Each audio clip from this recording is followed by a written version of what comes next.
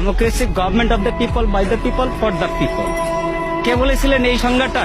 আমেরিকার 16তম president Abraham Lincoln, একজন মুচির ছেলে। সেই গণতন্ত্রের কি আছে? আপনি নিশ্চয় বলতে পারেন আমি কম বেশি শিক্ষিত।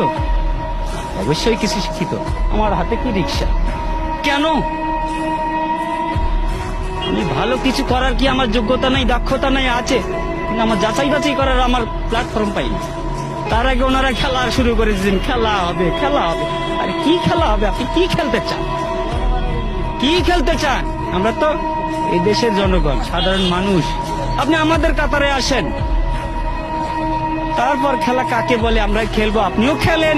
দেশ স্বাধীন হয়েছে, এই স্বাধীনতার দলিলটা কার কাছে আছে? দলিলটা কার কাছে আছে?